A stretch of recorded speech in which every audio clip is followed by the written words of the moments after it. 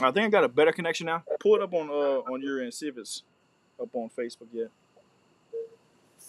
And guys, everybody, appreciate everybody for joining us, man. Apologize going back and forth with the Wi-Fi. You know how it is. You rely on some technology and can Yeah. never quite count on that. So, like Coach Kendrick and I were talking about, man, they must have partied a little too hard down here in New Orleans. Everyone's Yeah. at home today, man, pulling on the Yeah. Wi-Fi stream. So, how's it look on Going your back end? and forth with the Wi-Fi. Seems like you're good on my end. All right, cool, man. We'll go ahead and jump into it again, guys. If y'all can comment below, let us know with the stream. I'm actually outside right now, so making it happen, outside on the AT&T service. So we'll get it going. But nonetheless, kind of recapping where we were here. Division One quarterfinals, top half of the bracket. We both agree Walker's probably going to move on here. I think kind of everyone's on the same page with Ponchatoula being one of the hottest teams in the state. Zachary has had a great season. They put themselves in this spot to be the 4 seed, so they do have home court advantage, which will definitely be rocking and rolling there. I mean, especially kind of what happened with the guys' side. I would imagine, with this being the last basketball game, no matter what happens in that gym, I would imagine the students and everybody come out there. But for those that didn't hear on the first half, we are going to be live streaming that one. That'll be LGR Game of the Week.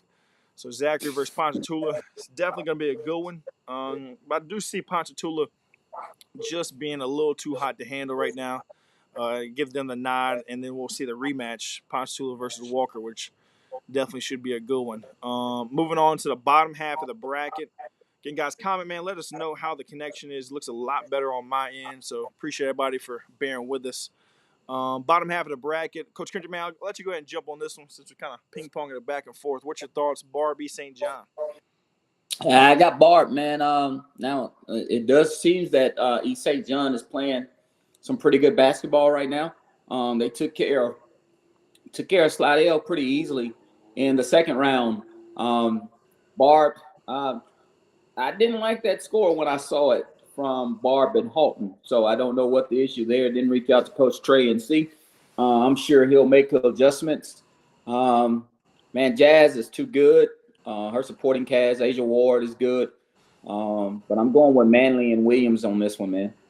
Yeah, man, for sure. I mean, it's interesting, Barb, with going through the battle that they've had to with the gym problems and all that.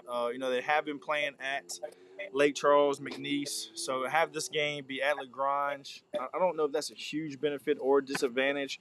But being at McDonald 35 with Easton and Woodlawn for the second round game the other day, I just feel like you don't really have a home court advantage. It's a true neutral site. Both teams kind of travel for the most part the same equally, even though it is just across town. Um, so I think that could play a little factor there. East St. John may be a little bit closer than we may think moving into this. But I think Barb's matchup is going to give East St. John enough problems to where their matchup zone is based like a switching man to man. I think it'll create enough easy turnovers that'll turn into points for them, and then worst case scenario, if they're having a lot of problems, they'll be able to kind of turn it up defensively, press wise, and kind of wear it down East St. John. Because Barb's not the deepest team, but they are a little bit deeper than East St. John. So I agree with you, man. Definitely going Barb there. Parkway versus Natchitoches Central. That's up in your area. District matchup rivalry again. Third time they've played. Which way you going here? Man, I know it's hard to beat a team 3 times in a year, but Parkway's too much for Natchitoches. They beat them both times by double digits, double digits, double digits. I don't see Natchitoches closing the gap. Something dramatic would have to happen for Parkway to fall in this one. So going Parkway all the way there. Yeah, I mean, and with Parkway, Walker, a lot of these top teams, we really don't talk a lot about them. And it's no discredit to them. I think we just, we talk about a lot of the closer games and stuff like that. LCA as well. So shout out to Parkway. Shout out to what Coach Gloria Williams has done. It's just one of those things. Whenever you're good and you're expected to win, it's hard to talk about things. You know what I'm saying? So I've experienced that at Ursuline Academy where people just didn't show up to our first and second round games because they knew we were going to win. They just the basketball heads they go to another gym. They go to watch another game that may be a little closer. So just want to definitely give Parkway, Walker, a lot of these top teams shout outs. Shout out to Michaela Williams. For those who don't know, she was McDonald's All American name. She's the Naismith nominee right now, which is National Player of the Year. She'll be up for Gatorade Player of the Year. So shout out to her and what she's done, as well as Coach Gloria Williams and that whole team and everything. Same thing with Walker. Shout out to Walker, Caitlin Travis. She's rocking and rolling, man. She'll be 3-time All-State 5A. That is unbelievable. Barb as well. They've got players rocking and rolling between Williams and Manley. It's a lot of credit to a lot of these top teams. I think it's time that we start giving these girls their flowers. We just haven't talked about them a lot because we knew it was going to be blowouts. So wanted to take a time to do that and continue to do that throughout this broadcast. But yeah, man, let's move it along, man. Let's go to Division 1 on the select side. This is going to be some good games, man. Again, guys, appreciate everybody for joining us.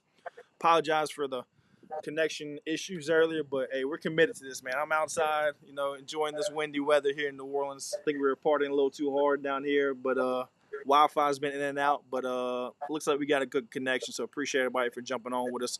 Click the share button, like the page, help us continue to grow this platform. Division 1 select, John Curtis versus Liberty, man. I really wanted to be at this game, but it sucks you can only be at one spot during these quarterfinals, man. I really like this matchup. What's your thoughts here? Man, this is your area. I'm gonna let you take this one. Man, John Curtis has been the John Curtis Invitational in Division 1 for so long as we can remember. I think they're on 6 straight state championships. Kind of same thing with LCA. We really don't give these guys enough credit. These young ladies, man, have just been rocking and rolling for 6 straight years. You just start to expect it, right? And with the way the things have been split up, Division 1, Division 2, kind of select, non-select is so competitive now. Where John Curtis used to get double buys, they win one game, and then they're into the top 28. Like, that's not the case anymore. And I think you see that here with this matchup. I think this is a very difficult matchup for them. I think they would, have a much easier matchup with really kind of anybody else in the division except for Lafayette at this time. Liberty, with Whitney Hart, shout out to Whitney Hart. She's been doing a great job this year. Really has expanded her game. Coach Valencia Wilson's done a great job in allowing that kid to make mistakes and kind of play through mistakes. And I think you're seeing that start translate into good things, positive things, where Hart's able to kind of rebound the ball, get it and go. She can score down on the block, draws a double team. She's surrounded with shooters. Jefferson's back. I think you kind of see that with Liberty versus Dominican, the score there. It was close the first time. Now you get your point guard back. They were able to kind of seal the deal down the line. I think something that's going to be important in this game is Liberty's going to have to get out to a good start. They've been getting out to rough starts in these playoffs, and John Curtis being at home, they're going to be rocking and rolling, ready to go. If John Curtis jumps on you, you get down by 10 points, you might be in trouble, unlike these other games. So if Liberty can get off to a good start, I could honestly see an upset. But at the end of the day, this has been John Curtis's division for 6 straight years. In order to beat a man, you got to beat the man. So I think Liberty can do it, but I'm going to go John Curtis here for sure. You want to add anything else to that one? I'm with you on that. I think it's the John Curtis show until somebody beats him. Like you said, it's been their show for the last 6 years, man, and you gotta give credit to credit is due until somebody beat them. And if Liberty beats them, we'll talk about Liberty next week. On Sunday night. Yeah, and I mean, and if you want to dive even deeper into that one, because I was really thinking about going to this one, it's going to be can Amani Daniels lock down Whitney Hart without getting in foul trouble, or at least contain her for a little bit. If Amani Daniels gets in foul trouble, I think Curtis is going to be in trouble. They're going to have to really extend the press and pick up full court man to man and really make some things happen. And then on the other side of the matchup, I really want to see Jefferson from Liberty matchup, the point guard from Liberty matchup with Jordan from John Curtis and kind of see who gets the better end of that matchup. I think Jordan can kind of disrupt some things defensively. She doesn't get enough credit. I've always been a big fan of her for sure. So I think Jordan can disrupt things before it even gets inside the Whitney Hart, which could definitely be a factor, right? So we're all kind of talking about Whitney Hart versus Imani Daniels, which is a huge key. But I think Jordan can even upset and disrupt Jefferson before it even gets into the front court. So I think that's another thing to kind of keep an eye on. And then outside of that, it's going to be Liberty shooters versus Shakai and her ability to shoot it from the three. Really who makes more threes is going to have a huge advantage as well, man. Like whoever can knock down a three ball. I would say if you're looking at the score after the game, if some team has more than 3 threes than the other team, I would be shocked if that team loses, honestly. Um, but yeah, man, I mean, I'm just excited about that matchup for sure. But moving on to the next one, let me get this down. Ben Franklin versus Scotlandville, man. I know you've been a big fan of Scotlandville. I've been a big fan of Ben Franklin and seeing the rise that they've made as they kind of ran it through last year, made to the top 28 for the first time ever.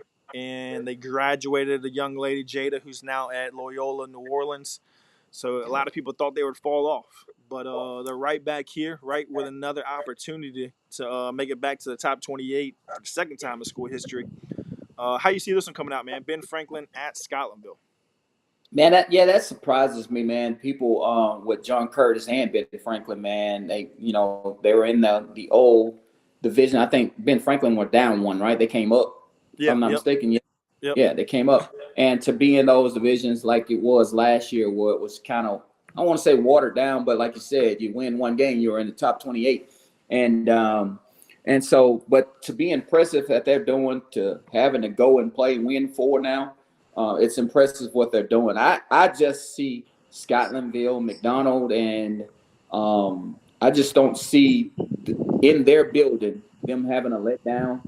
That could be wrong. I'm going to go Scotlandville here.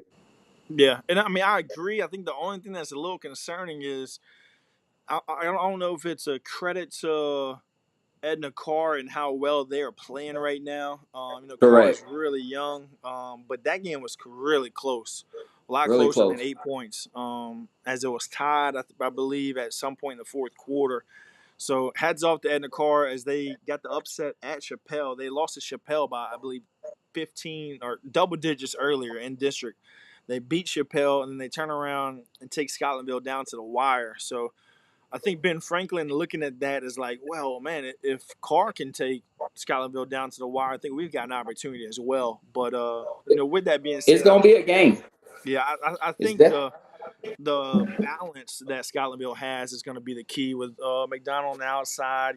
They got the bigs on the inside, multiple bigs on the inside, just a little bit deeper, especially once you pull the kids from McKinley. They're just a little bit deeper than Ben Franklin. So any type of foul trouble is going to really hinder Ben Franklin. I think Scotlandville's got enough that they can kind of take a couple jabs, a couple blows, and still come out with a win. And, I didn't see the Edna Carr game. That may have been what happened, as I do know that the big girl inside for Carr was kind of banging. So they're going to have to slow down Petra, man. She's doing a great job for Ben Franklin. If they can limit her, it could definitely cruise to a victory. But if not, man, this could be a dogfight. But yeah, let's move on yeah? to Division Two. Let's see. There we go. Wiseman versus Basher, man. You called it already. You called it from the jump. You saw this game coming down. You said the Battle of Monroe. Wiseman versus Basher. What you see in this one? I don't see any upset here. Shouts out for coach over at Bastard, man. He's done a good job getting them to the championship game, I think, last year, runners up. Just not going to be enough this year as they run into a bus. So those four college players that's going to start for Wiseman is going to be way too much. You know what I mean? And to think that they're all coming back next year. So yeah, I'm going to go Wiseman all the way, Coach. Coach Otis, Coach Wilson, they all got them rocking and rolling right now in Monroe. So we'll go Wiseman.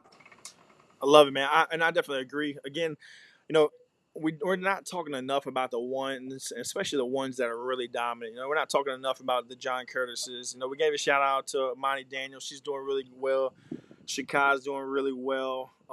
Jordan's doing really well. And I think they got a couple kids that'll be coming back to add to some more depth. So I think the same thing with Wiseman.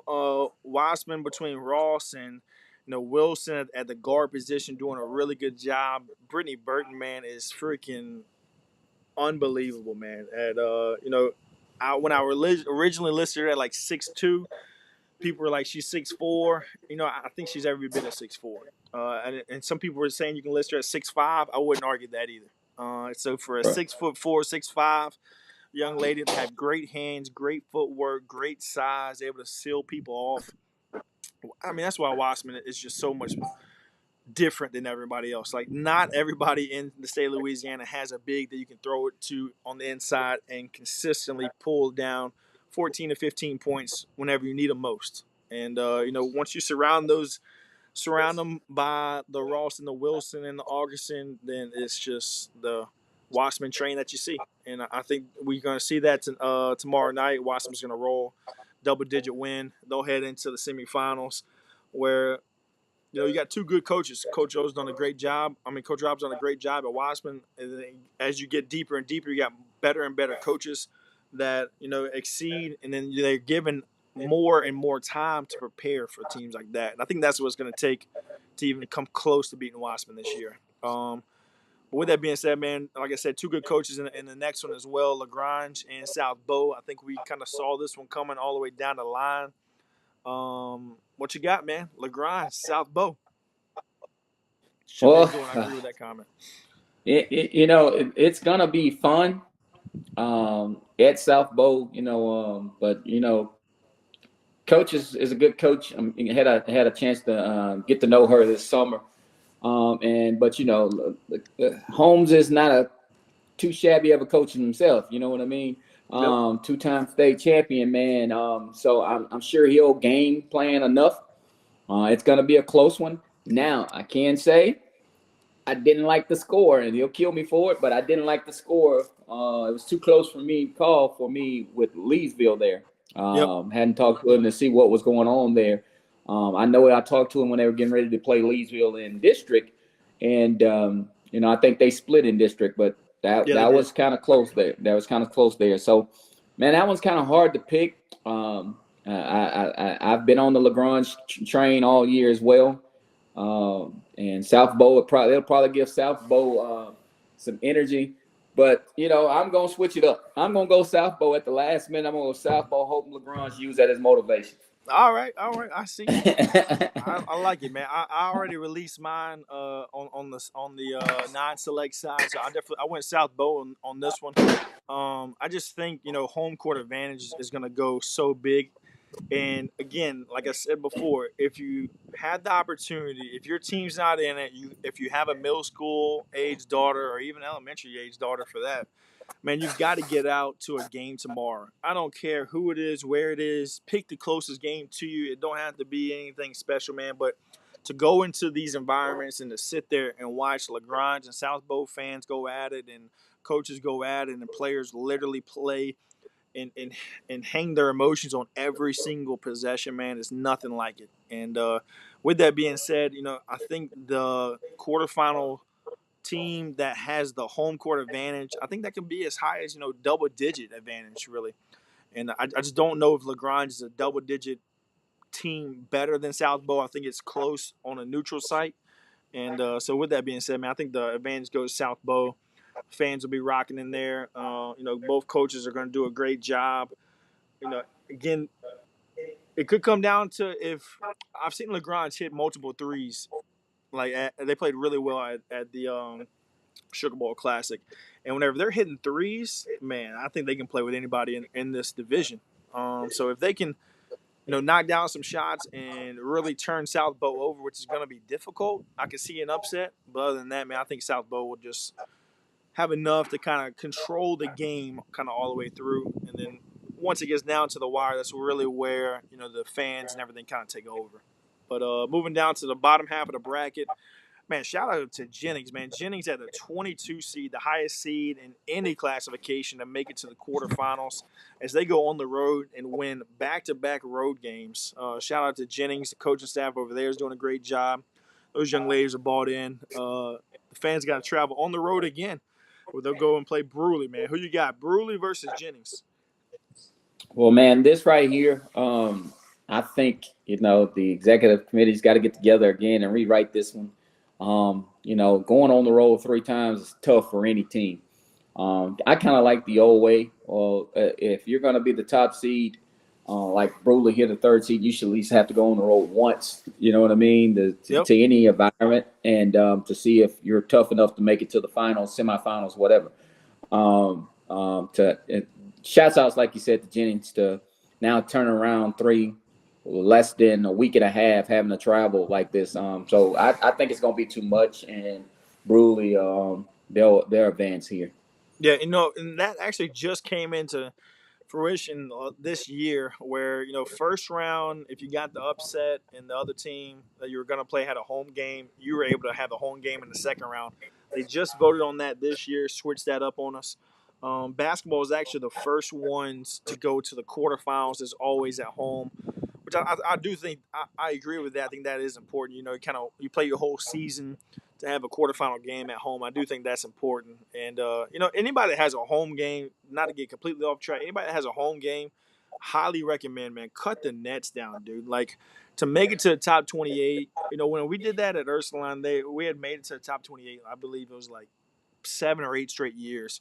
But cutting down the nets, just making it to the top 28 is a huge thing to do. Like, you've got to cut down the nets, man. Take the time.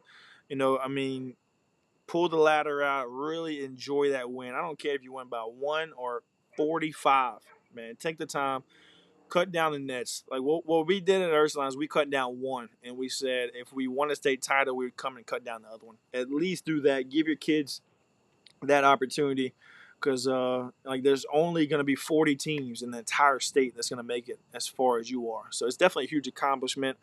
Everyone works really hard for that. But anyways, getting completely off track. But man, I agree, man. I think Bruley just is able to right the ship at the right time, and between their pressing and Tia Anderson, being able to knock down some threes, one of the top unsigned forwards in the state, definitely stretch forward in the state. I think Bruley's just going to be a little too much. We'll move down to the next one. Albany, West Feliciana. Again, that's going to be, if you have an opportunity to go to that game, I would highly suggest going to that one. West Feliciana is going to travel well, I would believe. Albany always packs a gym. Like, it's a small town school field, but it's a bigger town. That's definitely going to be a good one to go to, man. West Feliciana has had a great year. I just think Albany's just one of the deepest teams in the state. So I think Albany will kind of cruise to a victory there. West Feliciana might be able to keep it close. Kind of same thing like Ellender did, but Albany, man, they just wear you down, man. So Albany's going to advance to play Bruley in that one. You have anything you want to add to that one? Nah, man, I agree. Albany's too deep. Like we said last week, she can sub 5 in, 5 out at any time, and it's gonna just be too much. Yep. Again, guys, comment below, man. Let us know your thoughts. Share the stream. Comment below. Let us know what game you're going to. Great comment right here. 4 out of the district are still in it. St. Louis, Jennings, Westlake, and South Bow. That is a great district, especially once you kind of start seeing the districts kind of go over from division to division, being select, non-select, kind of going back and forth. So that's definitely pretty interesting. Now they have the top 4 have a bye, it takes away one of the home game. Yeah, for sure. Definitely, we agree with that. The instance we were talking about would be Jennings playing North Vermilion. That game, in our opinion, should have been at Jennings, but they just voted on that this year. So from now on, until they change it, every time the higher seed, being 1, 2, 3, 4, the higher seed will always host first round, second round, quarterfinals, all the way through. Let's see. We cover the bottom half, the division select one. Did we miss that one? Did I miss that one? I think I might have missed that one. Yeah, we missed that one. Let's see. Appreciate y'all for catching that one. All right, bottom half. Select Division One. St. Thomas More versus Warren Easton. I had the opportunity to see Warren Easton. Losing that guard, man, just kills them. As Cam Washington, again, one of the top unsigned guards. She just picked up an offer. I think she picked up another offer I saw. So she's starting to pick up some junior college offers. She had, I believe, 14 points in the first half, and team ended up going box and one on her, and had some other kids step up, and they were able to get the win at the buzzer. St. Thomas More played Ash, which is probably one of the better. Ash is a lot better than a 14 seed. I think Ash probably could have really competed with Woodlawn and Easton had they have gotten that draw. But with that being said, I think St. Thomas More, again, like we talked about, the balance that they have is so good that teams that are not super, super elite at one thing, they really kind of dominate. And I think Warren Easton losing that guard, they go from having a three monster guards to just kind of relying on two. And with that being said, one of their forwards and Randolph has a slide outside. Randolph is tough, man, like really good on the boards and a really good slasher, but she's having to be pulled away from the basket to kind of help, control the tempo and stuff like that. Just be another primary ball handler. So they're kind of playing three bigs. And with that being said, Randolph is out away from the basket, so she's not able to kind of do what she does best and slash and rebound and stuff like that. And then you got AC on the inside for St. Thomas More. I think that she matches up well with what they have. Warren Easton does have two bigs and a couple bigs that come off the bench that can match up with her. They're physical, but that's what a benefit that Warren Easton has is they really crash the boards really well. Well, St. Thomas More also has that on the inside, so it's a poor matchup there. And then at the end of the day, man, St. Thomas More just has so much more depth. So I think that's kind of what's going to be the tell of the tape there. I think St. Thomas More will kind of slowly extend the lead. I could even see a double-digit win here as St. Thomas More is able to just kind of wear down Warren Easton. You want to add anything else to that one? Man, Coach Stroney's done a good job there. St. Thomas More has kind of proven they're tougher than what people expected. Like you said, they're going to be deep in with the loss of the guard there for Warren Easton. I think, like you said, it'll be too much, and they'll take on the winner there of Huntington Lafayette. I think we already touched on that game, and that's gonna be a good one tomorrow night. That's the one I'm attending, and it's gonna be a crazy environment there in Lafayette. I'm not gonna pick the game. I'll just give you the keys. Yeah, you know what I mean. And so if it comes down to inside, I go Laffy. If the guard play can just, if they can control the inside, I'll give them the edge. So it's Yeah. gonna be just that good, man. It'll be just that good. So. Yep, for sure, man. And I mean, you got a comment here, West Feliciana. Just don't know anything about us. Feel free to comment, man. You can add anything, and everything you want. West Feliciana, like I said, had a great year. Losing the pieces that you guys lost last year, did not expect you guys to even be where you're at. So, do not know a lot about you as far as individual players, not. But we have definitely been keeping up with the program, and it's not just a one man show like it has been, I believe, in the past. Whenever West Feliciana was really good, kind of seems like it's more of a tradition thing going on. I mean, that's the same thing at Albany as well. The team that you're playing, we didn't really comment on any individual person on Albany, man. It's just they're 15, 12, 11 deep, and they rocking and rolling. In this game here, Huntington Lafayette, I definitely see Lafayette advancing. Just it's a tough matchup for Huntington. Huntington's going to have to really shoot the three ball really, really well, and find a way to slow down the two-headed monster. Narcisse, we know she's been playing well. I really like how Narcisse has grown as not only a basketball player but as a leader. So Narcisse has really pulled Johnson under a wing, and Johnson, the sophomore point guard, has played extremely well. She took a huge leap this summer. I think she even took another leap. As she's kind of gone from like a D2 point guard to a true D1 point guard in the course of a year. And that's hats off to the coaching staff over there, to Narcisse and Johnson, kind of all three of them. So those two guards, I think, match up with Huntington's guards. And like you said, the difference is going to be Blackwell, Grace Paul on the inside, just limited to one shot and stuff like that. and Huntington plays hard, man. Huntington plays extremely hard. So Huntington's going to have an opportunity, especially if they can get, the Pauls and the Blackwells in foul trouble. Lafayette's not extremely deep, so they can get, if either team really gets in foul trouble, I can see this one swinging the other way.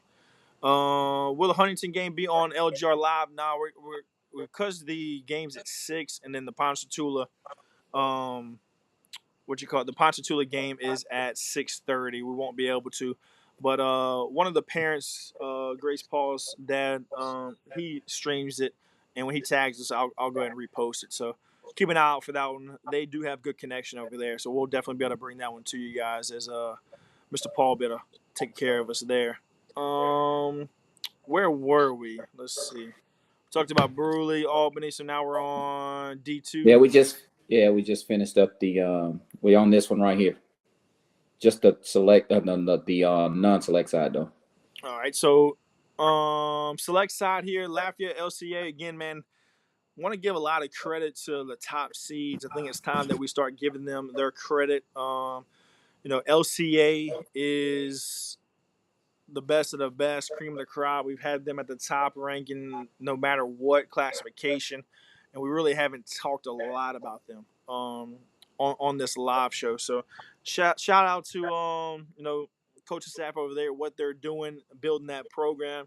Shout out to Jada Richard scoring her 2,000 points, and that's just playing 9th, 10th, and 11th grade basketball. She still has a whole nother year. So shout out to her.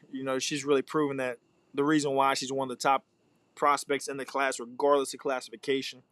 It's really been Michaela Williams and then her, and that's she's been proving that night in, night out. Eve Alexander's playing extremely well. They've got a lot of other young ladies that are playing at a hot level, and I think they just kind of all feed off of each other. 6, 7 deep, and they're all really with dreams of playing at the Division I level, or at least playing college basketball. And I think they can all have an opportunity to do that. But with that being said, man, again, been harping on Archbishop Hannon and Coach John, what he's done over there. But unfortunately, the show comes to an end here in the quarterfinals. But that is not to discredit them and what they've done, man. They had really turned that program around. For them to win by 40 in the second round game, where normally Hannon is a team that loses by 40 in the first round game, to where they're winning by 40 in the second round and have an opportunity to play in the quarterfinals. Unfortunately, they match up against LCA. I think they could even compete with some of these other quarterfinal teams, but matching up with LCA, show comes to an end, man. LCA moves on. That gets us down to Bolton versus Peabody. Battle in Alexandria, man. District rivals, quarterfinals. I can't remember the last time Peabody girls have made it to the top 28. I know the boys have been really good for a long time. I believe Bolton girls, this is the furthest they've ever made it. So it might be some history on the line here between whoever wins. Hats off to both programs. Again, you've really seen as LGR has grown that these two programs have grown as well. And, it's hats off to the coaching staff and the players and how much time and energy they've put into it. And it all comes down to this game on Thursday. I don't think either team is a loser here. Both teams win and kind of advance as they've advanced their programs into a better direction. But with that being said, man, Bolton and Peabody, who you got in that one? Man, I'm going Peabody on that one. Like what coach has done at Bolton, but it's kind of, they did upset Northside, where I expected Northside to win. So shouts out to them on that. But I think Peabody's just going to be too much. What coach has done, turn that program around, back-to-back district titles. I think they'll advance here to the semifinals. Yeah, I agree, man. Is there a place to keep up with the scores of the game? So that's a great question. We try to post all the scores as they come in or as people text them to us. It'll be a little bit more difficult tomorrow with the game starting at 6:30 that I'll be live streaming. But if you can, people can jump on to the stream. A lot of games are at 4:30, 6 o'clock, stuff like that. So you can jump onto the stream, and we'll be commenting those as the game's going on. And then kind of after that game recaps, I'll kind of start typing up all the scores and stuff like that. But for the most part, we post all the scores. So you can tune into all of our Facebook, Twitter, Instagram as well. So great question. LCA is definitely well coached, man. One of the best half court defensive teams. They are super underrated on their defense. Great point right there by Coach Johnson for sure. Bolton Peabody not in the same district anymore. They definitely have a rivalry as they have been in the district prior to for sure. If you want scores to go on Score Stream. Oh, if you want scores, go to Score Stream. There you go. Cool, man. But yeah, Bolton versus Peabody, Battle of Alexandria. I'm really glad that it did come down this way. As again, anybody from Alexandria should be there. I think it'll be a really good atmosphere. And again, I think whoever does come out with that will definitely represent Alexandria well in a top 28 run. But let's move down to the bottom half of the bracket. St. Louis Catholic versus De La Salle, man. Who you got in that one? That one's going to be at McNeese. Woo. It's tempting to go with Coach Mike and De La Salle and what they did, man. But playoff P, man. Playoff P. I expect her to show up here and show up pretty big here at McNeese. Like you said the other week, it's kind of gonna be hard to beat St. Louis Catholic at McNeese, man. Yeah, I mean, again, it's a long ways to travel. I'm not sure what De La Salle's travel plans are, but let's say you go up the day of, you're traveling all the way from New Orleans all the way down. Granted, we are out of school, so it's a little bit easier. I'm not sure how many people do travel to go out there. I do know, if I had to guess, I would imagine that, Paris and, how well she is liked in the city of Lake Charles, that being her last game in Lake Charles, I mean, in her career, really, unless La Tech comes down to McNeese, that's going to be her last game in Lake Charles. I would imagine that place is going to be packed. And it's just going to be a tough place to win at on the road. I think De La Salle is just continuing to knock on the door, man. They just keep knocking on the door. The quarterfinals just can't knock it down. Maybe next year will be their opportunity as Danae Lewis just continues to improve the forward for De La Salle. She was a 2024. She'll have another chance next year. I think it goes back to, man, it's just unfortunate that they are the 6th seed running into St. Louis here. Maybe being, the 5 seed where they would play the 4. I think they would give a Peabody a much better run. But it's those games that were early where they were injured, banged up, and they dropped a couple games early. It's kind of coming back to haunt them here where they got St. Louis Catholic. But never know, man. De La Salle is definitely going to have a puncher's chance for sure. St. Louis just isn't the deepest team, so it's a lot relying on few kids. If those kids show up, I think St. Louis Catholic could win even by double digits here. But if not, man, it could be a dogfight, and it could definitely swing the other way. Both sides are going to have to kind of hold their emotions here. Being at McNeese, I mean, that's going to feel like a state championship game. Paris's last game in Lake Charles, man, that's going to be a fun one for sure. It's going to be interesting, man. It's going to be interesting. I think De La Salle has the advantage on the inside, but is that going to be enough? Again, Garbs win games. And, like this comment here between Paris and Gabby on the outside, man, it's just going to be a little too much, I think. Moving down to the bottom half, got Vanderbilt Catholic and Buckeye, man. Again, shout out to St. Michael, man. St. Michael's took Buckeye down to the wire there. It's a 23 seed, a very well coached team. Nearly beat Buckeye. They'll take on Vanderbilt Catholic. What's your thoughts? Man, Vanderbilt Catholic. We've been on them all year, liking them and what they're doing. I don't see Buckeye really standing in their way of getting to the semis to play St. Louis Catholic. Yeah, for sure. And I mean, it's just with Vanderbilt Catholic, it's so physical, man. Keep an eye on the highlight films and stuff like that. It looks like Journey is back for Vanderbilt Catholic, so that just adds another component there. You got the Charles twins. You got the point guard. I can't remember her name off the top of my head. You got Gabby Campbell. You got Journey now as well. Like, you're just starting to add a lot of depth, and that depth is in the physicality. Just allows you to have mistakes that you can kind of overcome. If a kid gets in foul trouble, you can overcome it. If somebody rolls their ankle, you can overcome it. If somebody's not feeling well, if somebody's shot's not falling, like, the deeper these teams are, and I think that's why you kind of see the Albanys of the world just consistently in it year in year out. The deeper these teams are, the better opportunity they're going to have to kind of run through it. And with that being said, man, I think Vanderbilt Catholic is just going to be too much here. I'm looking forward to the Vanderbilt Catholic versus St. Louis, kind of the old kid on the block being St. Louis versus the new kid on the block. Vanderbilt Catholic made it to the top 28 last year before one of the Charles sisters did get banged up, unfortunately.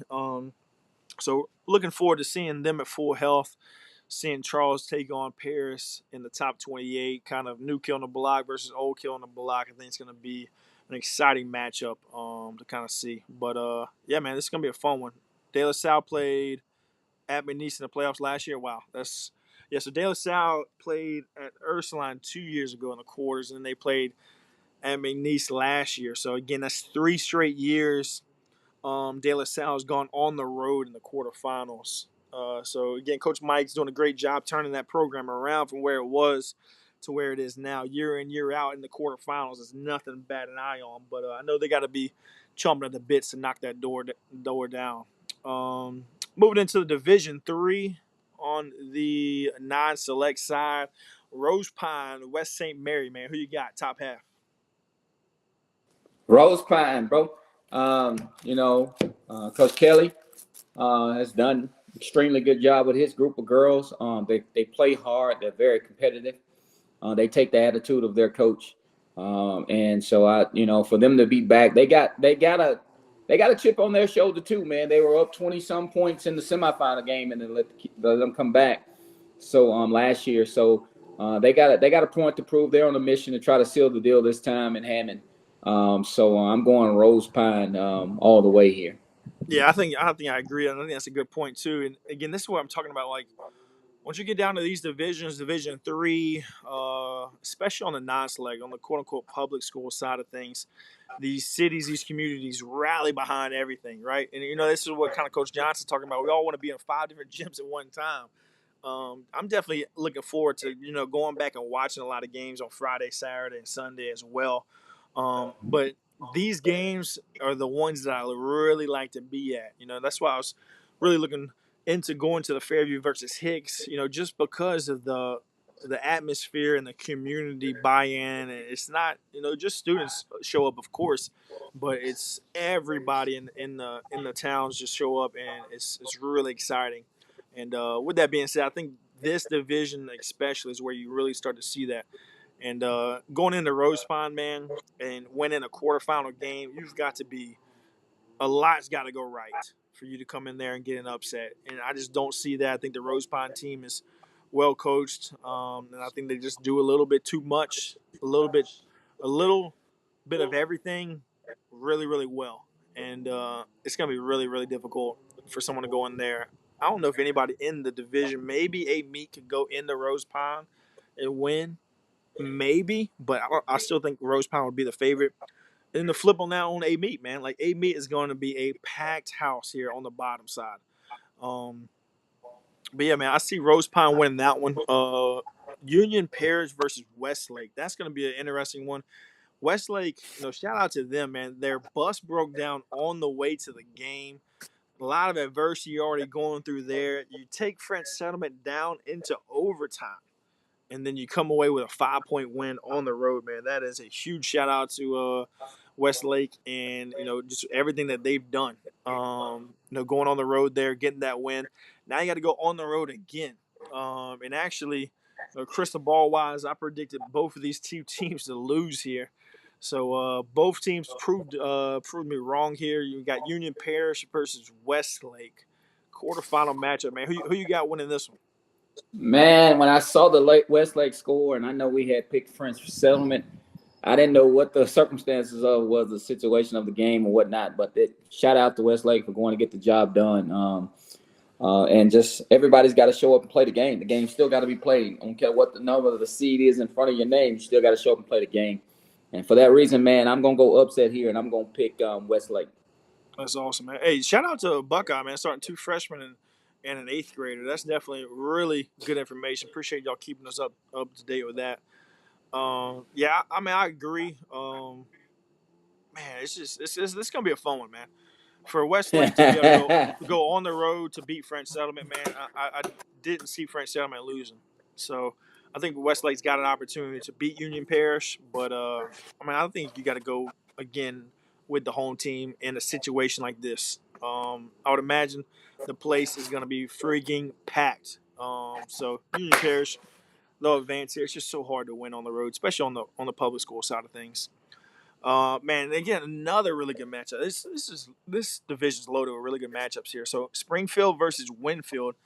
You know, we talked about it with Coach Armstrong. Man, Winfield literally came out of nowhere, in my opinion, and just really put together a great season. You know, gone on the road to win at Sterlington, dogfight there, 32-29. Now they got Springfield in both the. I don't know the furthest Winfield's made it in quite some time, but I would imagine this is the furthest Springfield's possibly ever made it. If they do win this one, I don't think they've ever made it to the top 28. If they have, it hasn't been very many years. So whoever does win this one is going to have, you know, just a historical run. They've already both had historical runs, but just have a super historical run. Whoever does win this one. Springfield, Winfield, man. I don't know, man. Who you got in this one? You know, I always talk about Springfield being like St. Thomas More can match up with anybody. How do you think they kind of match up with Winfield? You know, you've seen Winfield. What does Winfield do well? Well, man, Winfield really guards well. That's what I like about them. They're able to adapt to any style. You think of it, they're there with Lakeview in that district, and Lakeview likes to get up and down with Washington, and they're able to match that, and then they're able to slow the game down and just get in their sets. Shout out to Winfield, man. They won a lot of games last year with their former coach. She left for college, and now Coach Armstrong comes in, first year head coach, and it kind of keeps them rolling. And they go farther than they did last year, I do believe. And man, I think they got the style to adapt to whatever Springfield's gonna do. I'm willing to be wrong here. I'm gonna pick them. I'm gonna pick them with the upset over Springfield. Hope Coach Armstrong don't kill me if that backfires, but that's when he'll probably call my phone and say, "But I'm gonna go North Louisiana, man." And I'm gonna take Springfield here. I like it, man. I You mean know, Winfield. and you know, I like it like how you kind of put it versus what I've been saying with Springfield. Um, Sounds like you know Springfield. From what I've been saying, is they can offensively adapt and really kind of attack you in multiple ways with really good point guard, a really good wing, and a really good forward down low. And it sounds like Winfield is a lot of the opposite, right? They can defend multiple different directions and in different ways, different styles. So it's going to be kind of a battle there, offense versus defense. I think you can kind of look at the score here with 49. Springfield scored last game, won by 19, held their opponent to 30. Winfield held their opponent to 29, is able to win a close one. So maybe if it's a low scoring game, I could definitely see Winfield coming through with the upset. I could really see either team winning, but again, I think it goes back to that home court advantage. I think Springfield will just be able to make enough plays, score enough buckets. They get to the free throw line, make enough free throws, and pull out the win here. But hats off to either one. I mean, hats off to both teams regardless. Been really excited to watch both these programs grow over the last couple of years. And hats off to both of them, man. Whoever does win is going to continue the legacy and continue the dream. But whoever loses, man, you definitely had a great season. Nothing to hold your head down about. Next game, man, Bogalusa at a meet, man. You know, I don't believe, or I'm not sure these teams have played. They're not a very far distance to travel, so I do think the gym's going to be freaking packed. A meet, I mean, hats off to A meet. Again, we don't give enough credit to the 1-2 seeds. Hats off to A meet, man. What they've done to the facility over there, the gym, the presentation. I'm really big on the quote unquote student athlete experience. You know, I'm always harping on student athlete experience.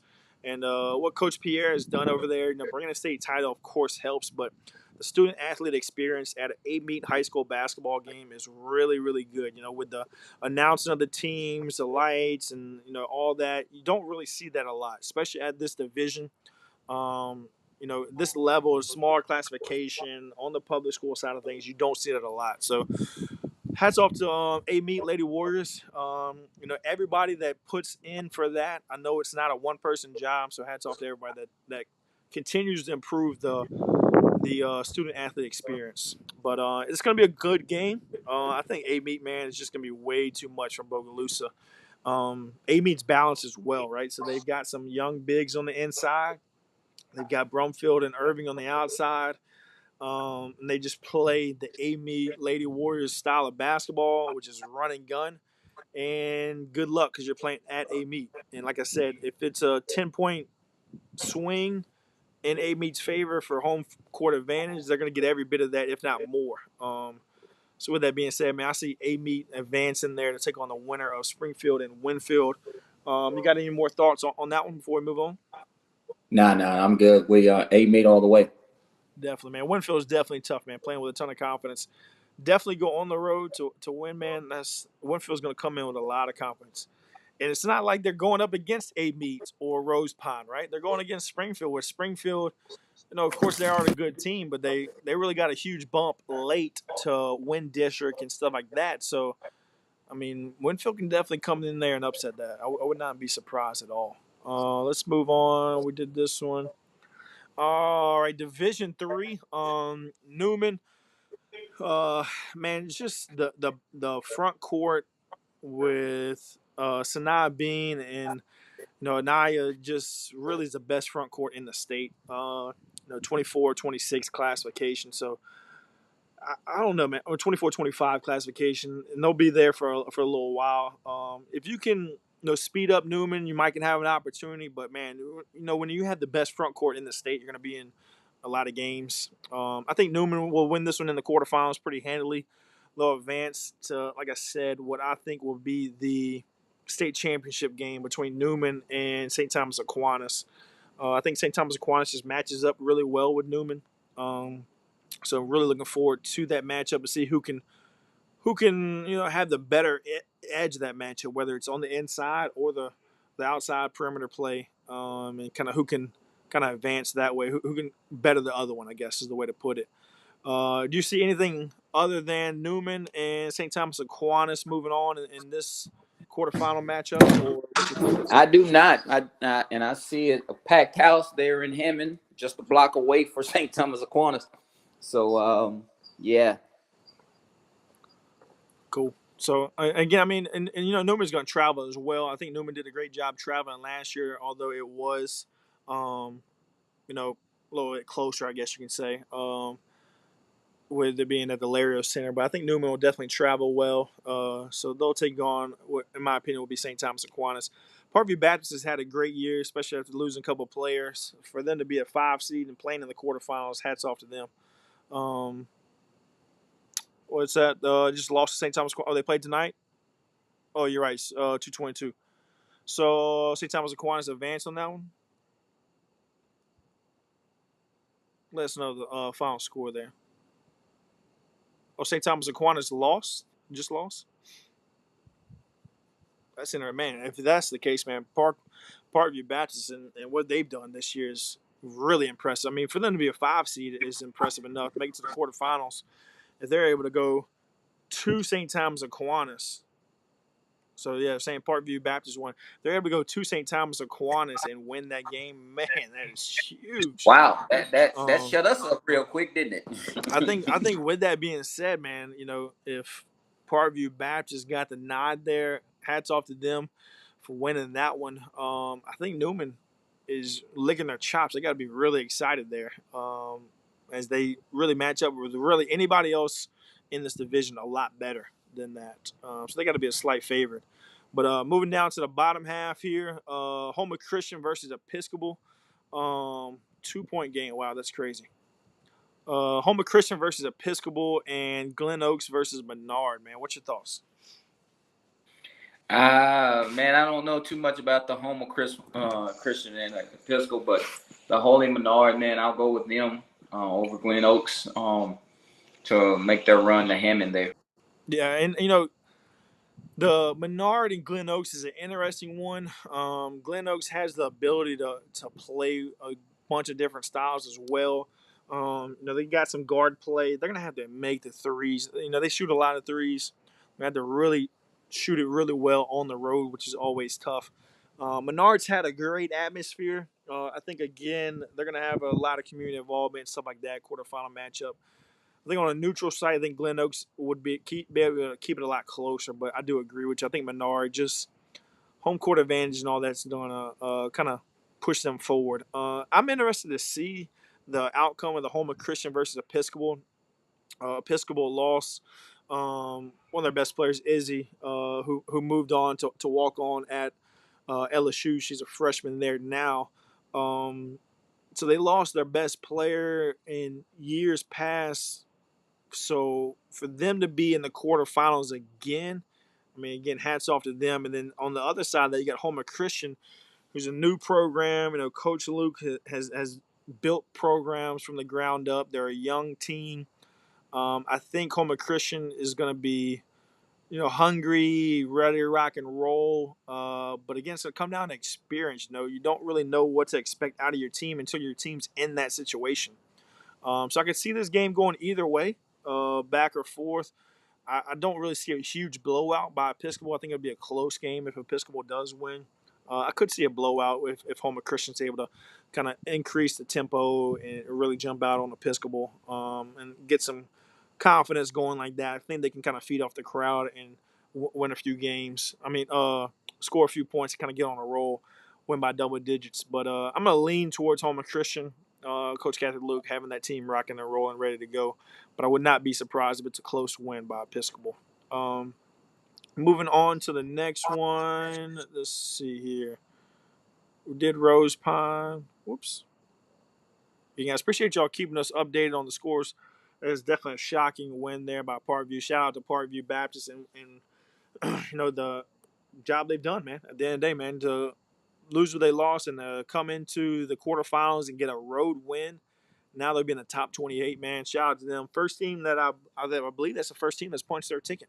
So first one, man. Congratulations. 39 more tickets out there. We'll see and find out tomorrow who's going to be punching their ticket. But White Castle versus Oakdale, Division 4. Who you got, man? Man, I'm gonna go. I think this one's got a potential to be closer than what we think here. If you just look at the scores from the last second round, both scored 53, 54 points. And if they both can do that and hold their opponents, to low scoring, I can see a 1-2, 5-point game here. Oakdale probably has the potential to upset. I mean, you got to nod towards White Castle being the 1 seed for a reason. Yeah, there you go. White Castle. White Castle. White Castle. Gotcha, man. I did go ahead and release this side of things, so I did go with Oakdale. And it's one of those things where that community really rallied behind us selecting Lake Arthur last game. So you gotta be careful what you wish for. Now we're selecting Oakdale, so now White Castle's going to be kind of chip on their shoulder because believe it or not, a lot of people really look at that and the predictions and stuff like that, and it's no discredit to either team. We're just trying to get the conversation started, and that was one that we really got started as Oakdale fans and community really rallied behind that. And hats off to them to go into Lake Arthur and win on the road. That definitely tells you a lot about where they're at as a program. You got a ton of comments coming in. A lot of people talking about Oakdale. Definitely, I think they're going to jump out on White Castle. Comment here, crazy athletic. I agree. I think with the upsets, the injuries, the banged up players that White Castle has, I think Oakdale will kind of cruise here. Could even see a double digit win. But again, White Castle, being at White Castle, tough place to play. People will come out and support. Oakdale's going to have to bring the crowd that they've been bringing. They're going to have to bring it and really get it going from the jump. So, kind of challenge Oakdale fans, man. You got to get on the road, travel out to White Castle, and support your team. Because if you don't, I think White Castle can really rally behind their team, their community, and I could see White Castle winning this one. But I agree with you. I lean towards Oakdale. What we got here on Homer and Arcadia, man. You're gonna have to take this one, man. This is your area, man. Hats off to both programs, man. Did not see really either one of these in the 4-5 seed in the quarterfinals. Well, listen, man, let's shout out to basketball in the north part of the state. I think sometimes it gets overlooked, especially these little communities like Arcadia and Homer. To where um, small gyms, smaller classification schools, and you look at them and say, they're not going to really make any noise. As you and I both said, we both covered Homer at the Battle on the Hardwood. Wasn't impressed by them, but they surely came on here all season long and put together a great season. I just think Arcadia is built with Justice Young and the Alexander girl, who's an eighth grader. I think they're built in more deeper than Homer. They just have a better combination to do more stuff, style of basketball. So I'm going to go Arcadia here. It's going to be in Arcadia. That new gym is going to be rocking, packed to the T. If you know anything about the community of Arcadia, man, they support their teams. And this is a district matchup, right? They went 1-1 earlier. Correct, correct. It's a district matchup. Yeah, so I mean, this when you get to district matchups in the quarterfinals, man, like I can't think of a better environment. You know, both teams are relatively close to each other. Both teams are going to show up. And it's gonna be fun. Yeah, it's a great comment right here, Coach Johnson here with Justice Young, man. I think that's the difference, man. I think she was banged up early, so for Justice Young to come back and think that's the reason why you see Homer is rocking and rolling. Just the presence on the inside and able to bang and stuff like that. And then Alexander on the outside with Arcadia. It's going to come down to really which one of those two kids can play better, put their team in a better situation. I think you can look at the box score, and whichever one of those two guys has a better outcome on the box sheet is probably going to give their team a huge advantage. So definitely something to keep an eye on. Moving on to the bottom half, Oak Grove versus LaSalle, and then East Bow and Lakeview. I really like Oak Grove. Been on their bandwagon for quite some time. Again, shout out to Caroline Bradley.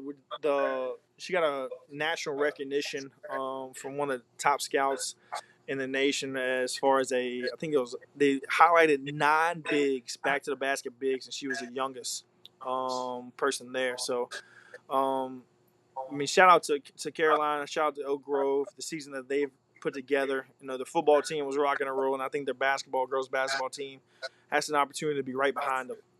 So I think Oak Grove will kind of cruise to that one. And then East Bow and Lakeview. You did get an opportunity to see Lakeview earlier. What's your thoughts there? Well, Levy's going to try to get out and run. That's their style.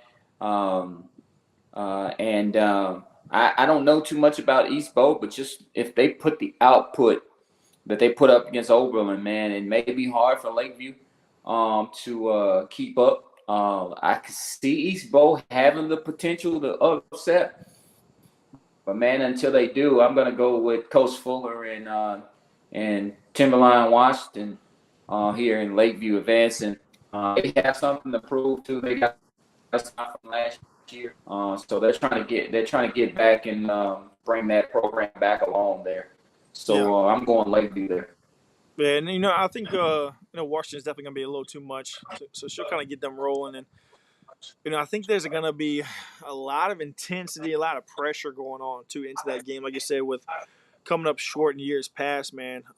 That's gonna be a lot of pressure. They're gonna have to get off to a good start. I think if they get off to a really good start, I think you could see Lakeview cruise to a double-digit win possibly. But if not, it could be one of those games that come down to the wire. Where I mean, East Bow won a 2-point game last game, so they were able to score 65 points, which is a shootout. I don't think Lakeview minds playing that way either, so it's going to be interesting. I think if it's close late, I can see East Bow possibly coming with the upset, but Lakeview can be under control and hold their composure. I can see a double-digit win. Did not realize that Young transferred from Homer to Arcadia. Definitely good information there. East Bow has a really good big. That's good information as well. Does Lakeview have a big on the inside? I forgot. I think they do, huh? Nah, not really. Not really. He's not. They depend more on Washington as the guard. That he'll be the first to tell you they don't really have a true inside presence. But they get the job done though. They play as a collective down there, clean up the boards. So that's going to be interesting to see if um, they can stop East Bow's big. The comment there says East Bow's guard had 30 uh, 30. against 30 Oberlin. ball. That's good to know. But Lakeview has a guard who's a dog on defense in Yep. Timberland Washington, and I don't think she's gonna let anybody go for 30 on her. So Yep. it's gonna be good then. Yeah. I mean, that's good information. Again, like if Lakeview decides to go man to man with that information, I mean, you put your best player on the other team's best player, you could get some foul trouble as well, which could swing things the other way. If you go 2-3 zone to Correct. try to save your best player on offense, I mean on defense, so she's ready to go on offense. Kid scores 30, she might go for 30 again. So that's gonna be interesting for sure. That's some really good insight, and I think that game could be a lot closer than originally thought about. But yeah, guys, I appreciate all the information, man. All the comments definitely helping us continue to grow here. Let's see, we're gonna get down to the Oberlin guard. I told y'all Oberlin could freaking shoot it. Oberlin guard made 15 threes. I told y'all Oberlin could shoot. That's unbelievable. So what was the score? 60 to And in 63 one to game, 65. She made they 15 had threes last game. I told you that kid she shoots a lot of them. Don't get that twisted, but she can shoot it. she had 45 points of their 63. Yeah, she's about all they got. I mean, she's the primary player. Yeah, I mean she can shoot. Golly. All right, getting into Division 4 select side, we've been saying it's probably going to be Southern Lab versus Northwood Lena, but quarterfinal matchup, Southern Lab. I think they're going to. I mean, they've just been playing way too well. But I mean, shout out to them to be able to. That's all they played on Southern's court last game, so that's really cool. Get that opportunity to play on a college court, even though it's literally across the street. Definitely really cool to have that opportunity to play a playoff game like that. So I think Southern Lab home court advantage, they'll rock and roll. Again, giving a shout out to the top seeds, the second seeds as well. Shayla Foreman, the guard for Southern Lab, picked up an offer from Southern, so I believe that was her first Division 1 offer. I'm not 100% sure. She may have another one or two, but she's one of the top guards in that classification. So shout out to Foreman. She's got it rocking and rolling as they won 69 to 17 last game. They'll advance again here. I think we're both on the same page. Warsaw Christian versus Central Catholic. Just leaning Warsaw Christian's way. You see anything else in on this side? I don't. I really don't. Yeah, I mean, Central Catholic has definitely played really well. They could even arguably be the better team. Warsaw Christian is just a tradition, man. And once you continue to build that tradition and kids just are used to and expected to make it to the top 28 every year, it's hard to go in and upset. And that's a long ways to travel. I could see Central Catholic winning, but I'm going to give the nod to Warsaw Christian here. Bottom half of the bracket, Highland Baptist and Hamilton Christian. That's going to be an interesting one. I think we talked about that one a little bit last meeting. And then Northwood Lena and Cedar Creek. What's your thoughts here on the bottom half of this bracket? Highland Baptist, man, I'm going with them. And we've been ranting and raving about them all year. And then again, Northwood Lena. I don't see anything else. Maybe the Hamilton Christian Highland Baptist can be closer. But I'm definitely gonna go Northwood Lena, as we've been predicting all year long, them and Southern Lab to meet in the final. Yep. And, it's going to be interesting to see the score here with this Hamilton Christian. Again, shout out to the coaches over there and, what they've done. Mackenzie, and kind of surrounding her with a lot of talent. Granted, I mean, it's young. They're playing seventh graders and stuff like that. But for them to be a 6 seed here in this division and have a quarterfinal game and have an opportunity to go on the road to play at Highland Baptist, I think Highland Baptist is that guy that's been on the block, been around the block, has had the experience. So I think they'll kind of cruise here. behind the sisters and Kiera and all that. I think they'll just kind of have a little bit too much experience. So can see them cruising through. She has Southeastern offer and ULM. Okay, so Foreman has three D1 offers with ULM, Southeastern, and Southern. So again, shout out to Foreman on getting those, picking up that newest offer. Um, then Cedar Creek has experience, of course, making it to the top 28. So I think they'll be prepared, but Northwood Lena is going to be a little too much. Um, and again, shout out to Northwood Lena from coming from, I think they had one district in like 19 years, a couple years ago, to now we're expecting them to be in the top 28 every year. And that's Yeah, kind of yeah, what happens whenever you turn a program around completely. Go ahead, you want to say something? yeah, and that's what I was gonna say, man. Shout out to Coach Cooper Smith, man. She what she's done at Northwood Lena to build that thing from scratch, for nothing, and she's turned it around to, a couple years back they were, 2 years ago they were state runners up, and then they finally cashed in last year, and they're looking to go back to back this year, man. So what she's done to build that program back from scratch, hats off to her and her coaching staff. Yep, and it's a buy-in from all the players. Allen won the arguably the top forward in the state unsigned. I think it's a good opportunity. She wins this game, she'll have a good opportunity to try to pick up some more looks here in the top 28, possible state championship game. So it's really important for Allen. They got Battle at the guard position, and then Johnson at the wing, as well as several other really good players that are really good slashers and shooters. But again, those three at different positions really impact the game. And I believe, I know all three of those, if they want to, will have an opportunity to play at the next level.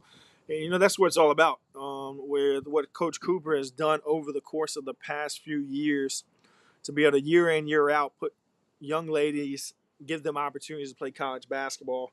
And that's not going to stop for the next, Johnson's got 3 years. So the next 3 years, she'll put somebody from that program into give them an opportunity to play in college. So hats off to her and everything that they've done over there. And yeah, man, hopefully we do get the opportunity to see Southern Lab versus Northwood Lena, and one of them will definitely repeat. Southern Lab, again, shout out to them. No seniors, I don't believe they don't have a senior. Did the A meet versus Southern Lab game earlier. If they do, they only have one. Between Patan at the guard position doing a great job. She's got an offer from Southeastern. I think she got picked up that offer because she plays the way that they play, and they play the right way. They're at the top in the Southland for a reason. They've kind of turned that program around, and I think you kind of see the transition. Southern Lab has had their program turned around because you need dogs at the end of the day, and Patan is definitely a dog, and she is the great partner with Foreman. And then they've got the bigs on the inside, stretch forwards, and they got a really good combination for sure. Fisher, yeah, that's the young lady's name at Northwood Lena. But yeah, man, it's exciting, and people were commenting saying that Hamilton Christian did beat Highland Baptist by 1, so that's definitely going to be a really good game. Interesting to see. I just kind of want to see Highland Baptist versus Lena in the top 28. I think they can give Lena a little bit better of a game, just again with the experience. Somebody talked about Hamilton Christian starting a 7th grader.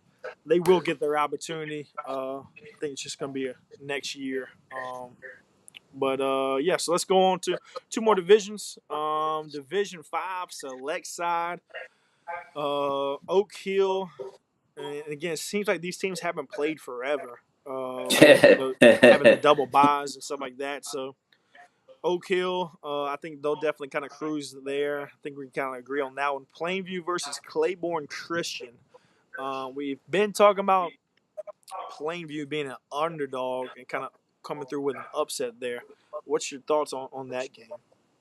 I haven't seen both in neither one of those teams to know what they've done. Okay. Plainview, with coaching over there, I think that's going to play a big role in things. I think that they'll have an opportunity, be prepared a lot of time in between these games here. I think they'll have an opportunity to go on the road and possibly beat Claiborne Christian.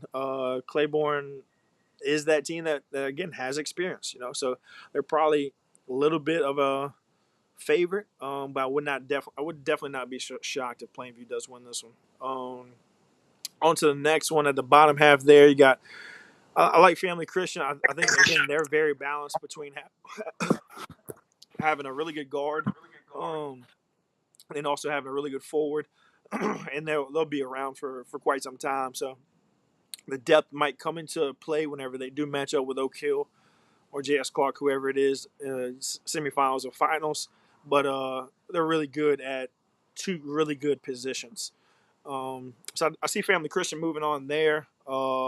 J.S. Clark, even going on with whatever's going on there, I still think they'll make a run. Top 28. Just got too many good players kind of around them. So I'm interested to see the J.S. Clark versus Family Christian in the semifinals, and who can kind of have their team ready. Again, new kid on the block versus old kid on the block.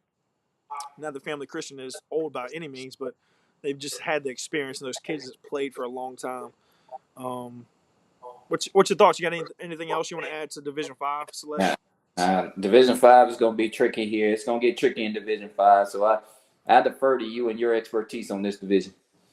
Cool, man. We'll keep an eye on this one. It's going to be fun to keep an eye on here. Again, this division hasn't really played much, so they'll play tomorrow night, and we'll get a little bit more information and kind of go from there.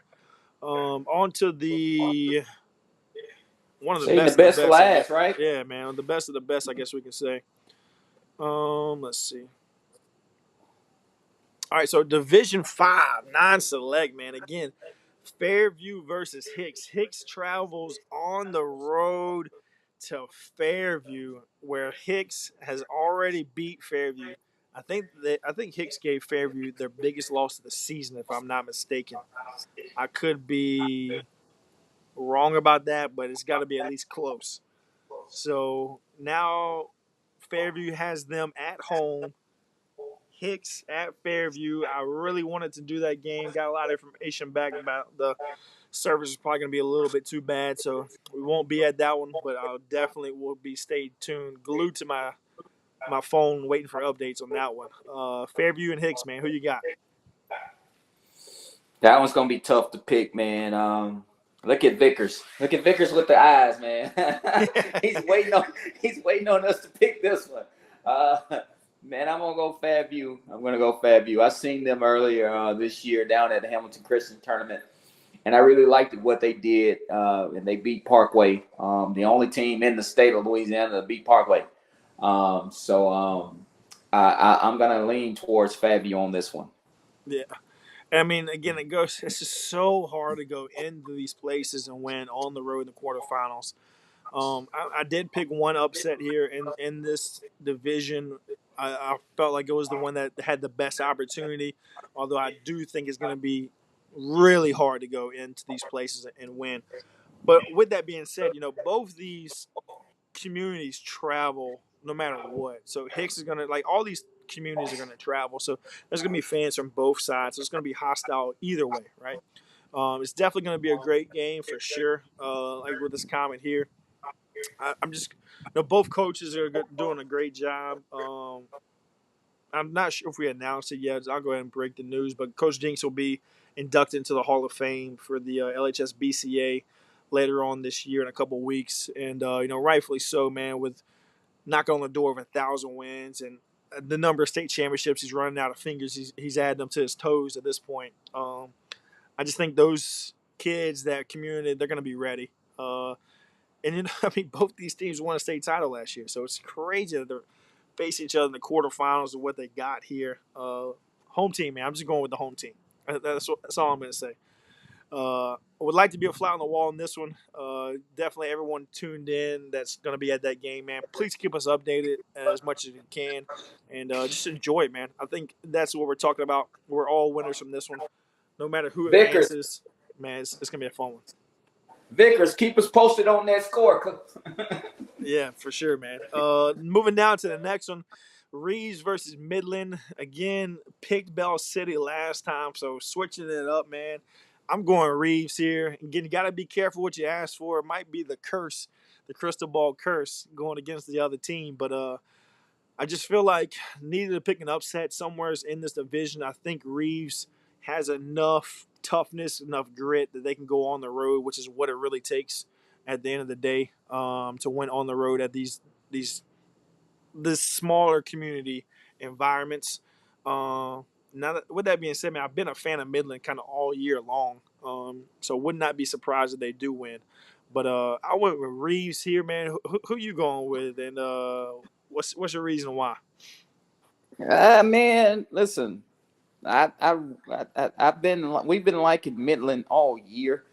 Um, man, this is tough to pick. This is a good division, so I'm I'm gonna go with you again with Reeves. We're just gonna both be in the upset column here. We'll both be wrong if so. I like it. I like it, man. So they're saying Fairview and Hicks had the last 7 titles. Something's got to give. That is impressive, man. That's definitely fun. No way Fairview loses at home. All right, I like it. I like it. I'll give Hicks their props. They're gonna give us a good game. Again, guys, appreciate all the comments, man. Trying to catch up on all these, man. Congratulations for sure, Coach Jinx with 12 titles and counting. Does anybody know the updated count on how many he is away from 1,000 wins? I saw the resume for the other Hall of Fame selection came through. I haven't seen his though. Reeves, big girl, man. She definitely is. That's what I'm saying. Like with the grit between on the inside, man. I definitely, and that's why I end up going with Reeves. I definitely agree, man. Going Midland, they play their roles well. I do agree with that. That's why I kind of like Midland. Just kind of stays a course. Cool, man. We'll go ahead and move on to the bottom, guys. Last one, man. I was really, I was able to watch the Holden and Gibson Coleman game as it came down to the wire there. Holden live streamed it. We reposted that one again, guys. If you see any live streams, just tag us in those, and we'll try to repost those. I know a lot of people like to go back and watch them. Gibson Coleman, they really got away with one as Holden had the basketball down by 2 and as well as down by 3 with less than what was it like seconds on the clock. So Holden really playing some good basketball, almost upset Gibson Coleman. What's your thoughts, man? Quarterfinal game, man. Can Coleman pull it out, or you upset about the score? What you think? Nah, man, I'm still going with Gisman. Coach, I know Coach Howley is watching, but I'm still going with Gisman, man. I'm gonna chalk it up. Maybe they just didn't play Gisman Coleman basketball against Florine. I think they have more than enough to get past Florine. But I suspect it's gonna be a good one. Gibson's gonna have to play better than they did the other night. And I'm going to suspect that when it counts the most, Sampson is going to show up, and Housley, and then Ariana Williams. I suspect those three pieces that Gillen have, they understand what's on the line. When we interviewed Sampson during the Doc Edwards tournament, Doc Edwards MVP. She understood that they had a bitter taste in their mouth. They got to the finals last year. They came up short. So they're trying to close off the thing. So I'm going Gisman Coleman. I love it, man. I love it. And I mean, I think I agree with this comment here saying Coleman's battle tested. Gibson really did a good job of going out and playing the top dogs. Um, man, I don't know, man. It's great, great job, right? I mean, great comment right here saying don't count out the other side with the ups. I think seeing the game against Holden has to give Florida a shot of confidence for sure. So I think when you're going into that game, if that would have been a blowout against Holden, I think Florian's a better team. If that would have been a blowout, I think they could go in with a little, unsureness, I guess. But I think now they're like, oh man, if Holden can hold them down to the wire, we're kind of a similar team. And obviously, I think we're a little bit better. I think we're got a shot. If we kind of play similar style, we'll be able to give them a run for the money. But man, Coleman, the atmosphere over there is really good too. That's gonna be a fun one, man. I hope someone's able to live stream that one. We can go back and watch that one as well. That's gonna be a good one. Just got to go with the the Home team, home team. you got to go with the home team, man. Definitely. I mean, Sampson is going to be able to make enough plays. She'll get loose in transition, get some easy buckets and stuff like that. I had the people from Holden were texting me about how good she was and everything. So I think she'll be the difference. Players win games, man. Coaching is definitely a big part of it. But at the end of the day, the quarterfinals, you need players. Players win games. At least with the best for last, man. Anna Coco at Hathaway. Someone actually commented earlier saying that they thought Hathaway might have had an injured player, so that might be something to keep an eye on. What's your thoughts, man? Anna Coco at Hathaway. Is there any way Anna Coco can go in there and come away with a win? I'm not too sure, man. I think Hathaway's just on another level. I've seen Anna Coco this summer. I'm sure they've gotten better since this summer. But Hathaway is just Hathaway, man. I think we're on a collision course. Hathaway's going to get to the semifinals here. They're just too good. I think they're just going to overpower Anna Coco here. Yeah, and I think Hathaway just shoots the basketball too well. They're arguably one of the best shooting teams, especially 1-2 combo with the two bigger guards. I guess you can say the senior and Gidry as well. With their that two combo, and then you have a point guard that's able to pass the ball, like I'd like to say, on time and on target. The combination of the point guard kicking out to those two guys is just gonna be too much, man. Especially at home. Possibly in the Southeastern Arena, you're probably gonna shoot not as well as you normally would, but I just think Hathaway's gonna make too many threes, and though you're gonna be able to pull away from Anna Coco. Anna Coco is one of the hotter teams in this division, so could definitely see them competing and possibly coming away with the upset. But I just kind of see too many made threes down the stretch, and Hathaway advances. And that Hathaway versus Gibson Coleman is definitely gonna be a fun one. But I think what everyone really wants whenever you step back is to see a Hathaway versus Fairview final, kind of in this division. But yeah, man. Coach Kendrick, man, you wanna sound us off, man? We come to an end here, man. Quarterfinals, man. Hopefully, some people cut some nets down. Hopefully, some people have fun, man. But you wanna leave us with anything? Yeah, man. Just again, we've been saying it every week, every night. Enjoy it. Somebody's got to go home, but leave it all out on the court with no regrets. Play hard, and if you play hard, you can live with the results. And just leave it all out. And me and Chris, we hope to see somebody down in Hammond next week. Absolutely, man. Again, guys, I mean, really appreciate everybody. The community of Louisiana girls basketball just continues to grow. So I really appreciate everybody for tuning in with us, staying tuned with us. Looking forward to this, week in, week out. So it's a really good atmosphere of what we got, just getting the conversation started. Um, Definitely appreciate, and like I always say, it takes a village, man. So appreciate everybody watching, tuning in, and being a part of our village and helping us continue to educate everyone as well as keep the conversation going about our girls and girls basketball here in Louisiana. It's really good times. It's in great hands between the communities, the players, the coaches, and like I always say, LSU, like everything, man. It's exciting time, man. It's really exciting time. And yeah, man, Monday or is it Tuesday that starts at Southeast? I forget because of the new divisions, but we On definitely the look forward to 28th, seeing everybody, man. What's that? it starts on the 28th, I think, right? 28th? What's that? Which is Tuesday. it. So cool. We get to avoid the first round, I guess you can say. But yeah, man, definitely excited to see some really good basketball. And please, man, everybody tag us, keep us updated on the scores and throughout. We'll be live at Ponstula and Zachary, so we'll be able to, if you guys can comment the scores as they come in. Y'all's games, well, majority of the games will finish before, so if you comment those, that'd be great. But yeah, guys, until next time, man, we will see you guys again either Sunday or Monday as we're talking fighting for a state title. But appreciate you guys.